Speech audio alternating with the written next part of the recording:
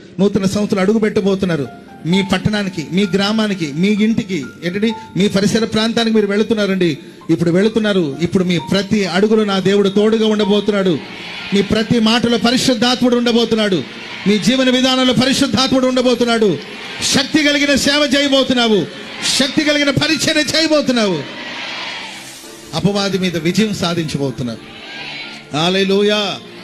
ఈ సంవత్సరంలో మనం పడిన కష్టాలు, బాధలు, నిందలు, మనల్ని మనుషులు కష్టపెట్టిన విధానాలు ఇవన్నీ కూడా మర్చిపోయే రోజులు రాబోతుందండి. యోసేపు అంటాడు, నా తండ్రి ఇంటిని, నా స్వజనుల్ని, నా తండ్రి ఇంటిని నేను మర్చిపోయేటట్లుగా, నా సమస్త బాధను మర్చిపోయేటట్లుగా చేశాడు. బాధపడిన దేశమందు దేవుడు నన్ను బహుగా అభివృద్ధి పరిచాడు.